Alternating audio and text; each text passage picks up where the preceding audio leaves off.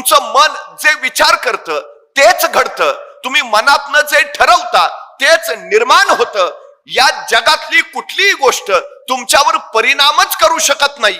तुमच्या मनातला विचारच तुमच्या मनावर परिणाम करतो. ही सगळ्यात मोठी वस्तुस्थिती आहे. त्यामुळे सगळ्यात मोठी गोष्ट स्वतःला घडवायचं असेल तर आधी स्वतःच्या मनाला घडवलं पाहिजे. हे सगळ्यात गरजेचं आहे. सगळ्यात सामर्थ्यशाली जर कुठली गोष्ट असेल, ज्याला मी अनलिमिटेड पॉवर बँक म्हणतो, ती आहे तुमचं मन. सगळ्यात महत्वाची गोष्ट ताकदवान मन. एका कैद्याला मृत्यूदंडाची शिक्षा झाली. आता मृत्यूदंड देणं म्हणजे त्याला फासावर चढवणं. पण काही शास्त्रज्ञांना प्रयोग करायचे होते. त्यांनी न्यायमूर्तींना विनंती केली की या कैद्याला फासावर चढवून मृत्यूदंड देण्यापेक्षा याला विषारी सर्पाचा दंश देऊन आपण मृत्यूदंड देऊया. न्यायमूर्तींनी मान्यता दिली. त्याच दिवशी त्या कैद्याला सांगितलं, परवा सकाळी 11 वाजता तुला विषारी सर्पाचा दंश होईल आणि तू मरशील, तुला मृत्यूदंड दिला जाईल. 2 दिवस त्या कैद्याच्या डोक्यात एकच विचार होला की मला आता विषारी सर्पाचा दंश होईल आणि मी मरेन, विषारी सर्पाचा दंश होईल आणि मी मरेन. मृत्यूदंडाची वेळ जवळ आली. 10 वाजले. सगळे शास्त्रज्ञ ते सगळे अधिकारी गोळा झाले. त्या कैद्याच्या डोळ्यावर पट्टी बांधली आणि त्याला सांगितलं, आता काही क्षणात तुला विषारी सर्पाचा दंश होईल आणि तू मरशील. पण प्रत्यक्षात त्याला विषारी सर्पाचा दंश करायच्या ऐवजी शास्त्रज्ञांनी 2 टाचण्या घेतल्या आणि 2 टाचण्या त्याला टोचल्या. त्याला वाटलं झाला, विषारी सर्पाचा दंश झाला.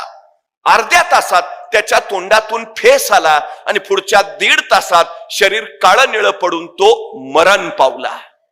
प्रत्यक्षात विषारी सर्प चावला होता का? विषारी सर्प तुम्हाला मारत नाही, तुमच्या मनातला विचार तुम्हाला मारून टाकतो. ही सगळ्यात महत्वाची गोष्ट आहे.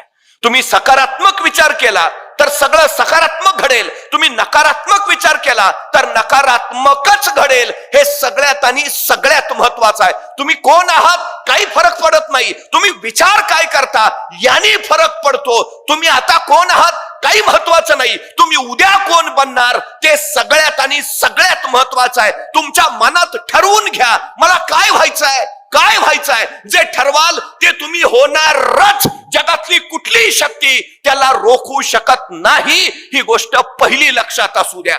अनलिमिटेड पॉवर बँक, काही करू शकता तुम्ही, काही. तुमच्या मनात तेवढं सामर्थ्य आहे, प्रचंड सामर्थ्य, अति प्रचंड सामर्थ्य आहे. एका प्रश्नाचं मला उत्तर द्या. जंगलातला सगळ्यात उंच प्राणी कोण? जिराफ. जंगलातला सगळ्यात धूर्त आणि हुशार प्राणी कोण? कोल्हा. जंगलातला सगळ्यात धिप्पाड ताकदवान प्राणी कोण? हत्ती.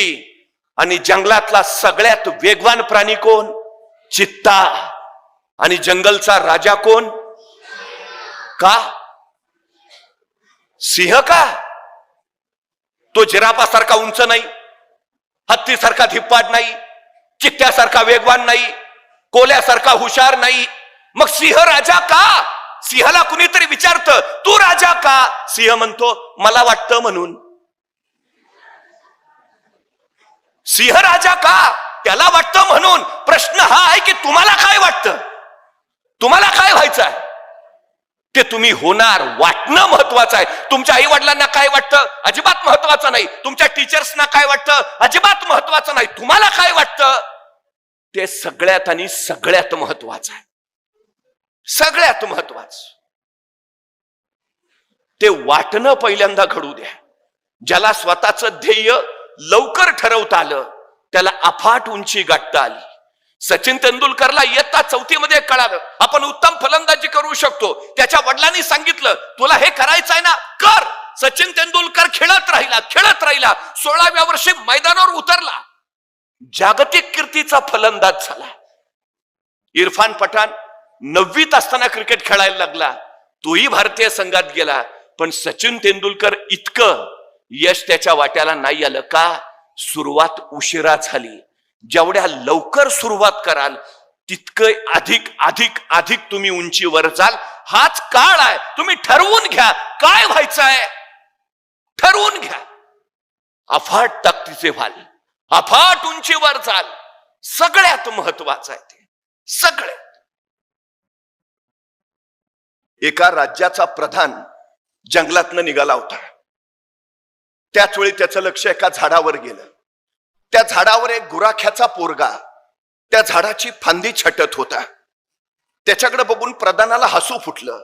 याचं कारण तो गुराख्याचा पोरगा ज्या फांदीवर बसला होता तीच फांदी कुऱ्हाडीने तोडत होता.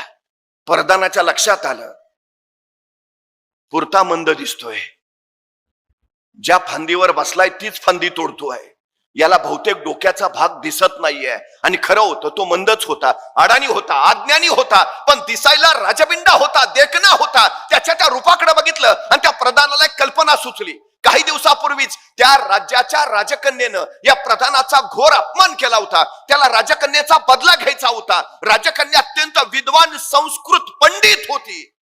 बदला घ्यायला त्याला हा गुराख्याचा पोर योग्य वाटला. त्याने त्या गुराख्याच्या पोरला खाली उतरवलं. त्याला सांगितलं, तू अडाणी आहेस, कुणाला सांगू नको, तुला काही येत नाही, कुठं बोलू नकोस, तू मंद आहेस, तोंडच उघडू नको. मी तुला राजपुत्राचं रूप देईन आणि राजा पुढं तो अत्यंत विद्वान पंडित आहे म्हणून सांगेन, फक्त हो म्हण.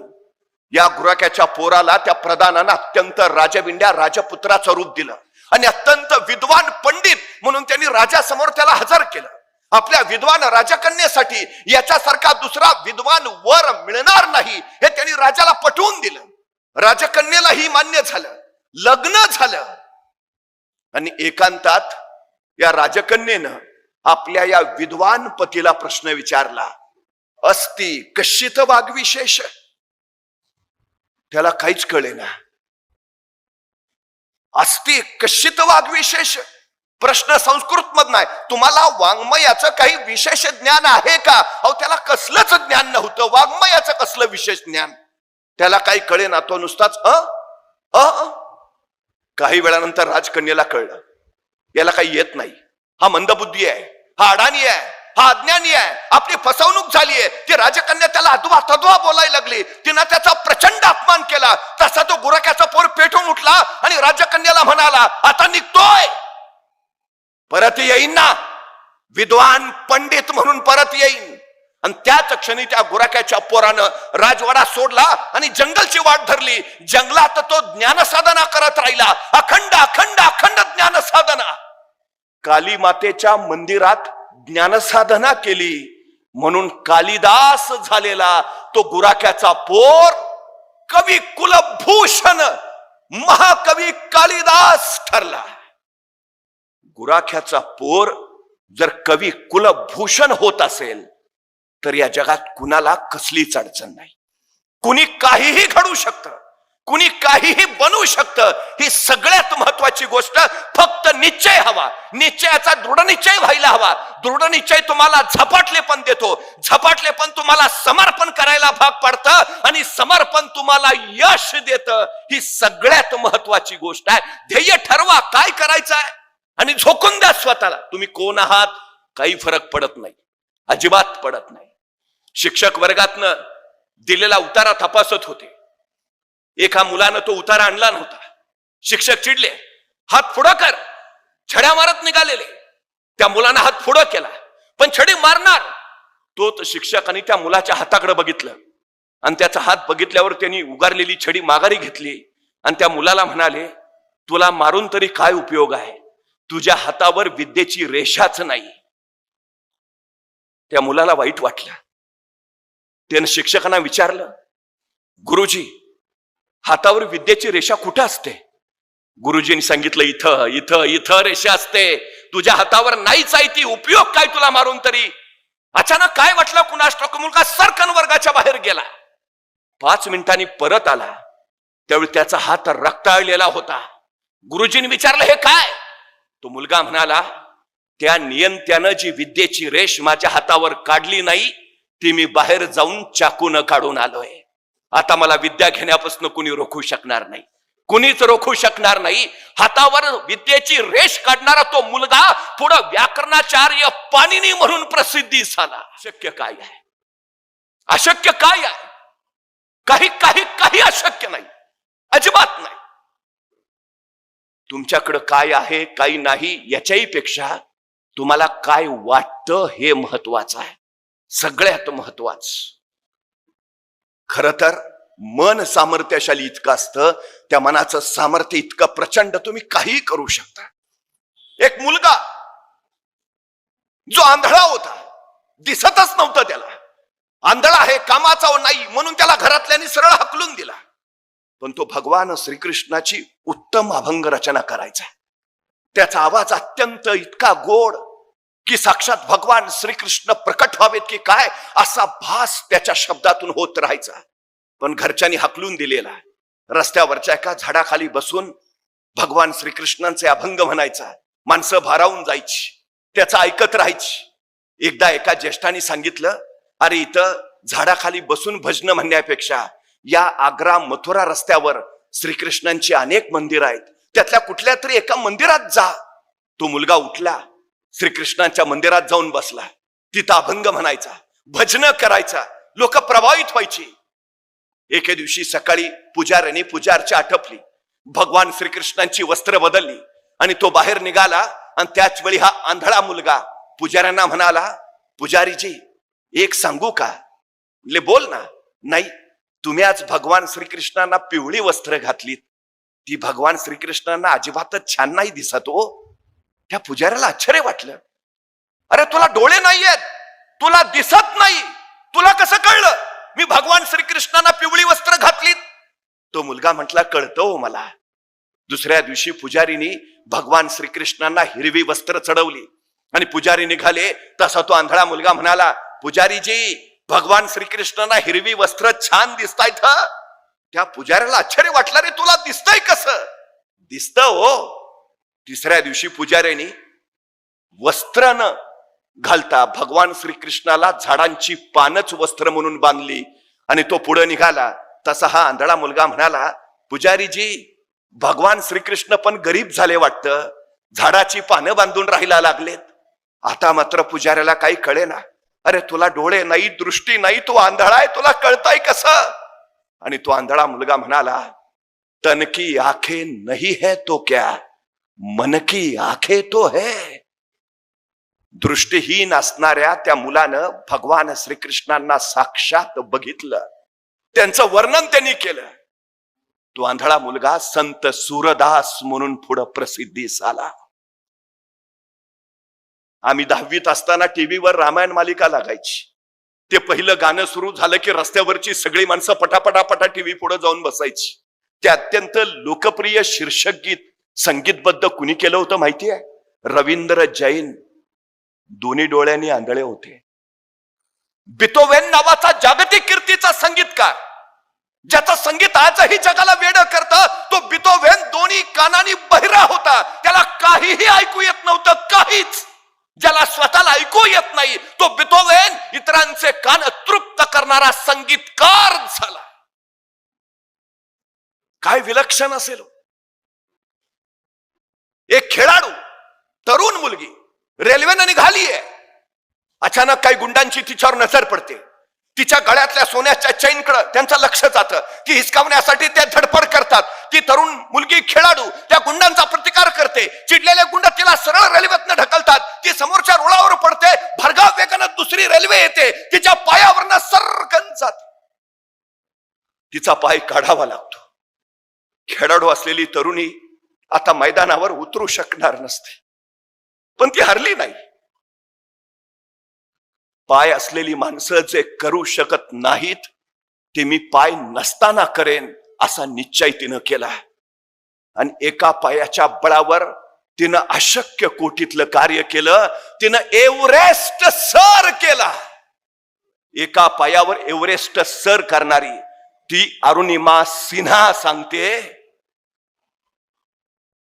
तुमच्याकडं काय आहे किंवा काय नाही हे महत्वाचं नाही, तुम्हाला काय वाटतं ते महत्वाचं आहे. तुम्ही ते करूच शकता, करूच शकता. एरिक वेहनमेयर दोन्ही डोळ्यांनी आंधळा आहे, त्याला दिसतच नाही. जगातला पहिला अंध व्यक्ती आहे ज्यांनी एव्हरेस्ट सर केला. पत्रकारांनी त्याला विचारलं, अहो तुम्ही आंधळे आहे, तुम्हाला दिसत नाही, मग तुम्ही एव्हरेस्ट कसं काय सर केला? एरिक वेहनमेयर म्हटला, म्हणूनच केला, आंधळा आहे म्हणूनच केला. म्हणले म्हणजे? नाही, मला अडचणी दिसल्याच नाहीत ना. माणसाचं लक्ष ज्यावेळी अडचणींकडे असतं त्यावेळी तो अडचणीतच अडकून पडतो.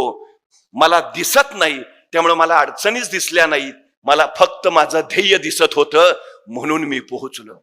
अशक्य काही नाही, या जगात काहीही अशक्य नाही. आंधळी असणारी माणसं विक्रम करतात, पाय नसलेली माणसं एव्हरेस्ट चढतात. आपल्याला कठीण काय आहे? धडधकट आहोत आपण. अडचण काय आहे? काहीही करू शकतो, काहीही. विश्वास हवा आपल्यावर. येस, आय कॅन, मी करेनच. सगळ्यात महत्वाचा भाग आहे तो हा, सगळ्यात महत्वाचा. आय कॅन, मी करेन. शाळेचा निकाल लागला, अनेक विद्यार्थी सरांकडे गेला. सर, दुसरा नंबर कोणाचा आलाय? सर म्हटले, अरे पहिला नंबर कुणाचा आलाय असं विचारायचं असतं, तू दुसरा नंबर कुणाचा आलाय असं कसं विचारतो?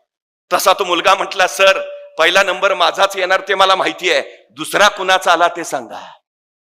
याला आत्मविश्वास म्हणतात. त्या मुलाचं नाव होतं विनायक दामोदर सावरकर. आत्मविश्वास. पहिला मीच आहे, दुसरा कोण आहे ते सांगा. हा मी करेन, आय कॅन. आत्मविश्वासातून ऍटिट्यूड जन्माला येतो, दृष्टिकोन. हा आत्मविश्वास हवा, सगळ्यात महत्वाचा.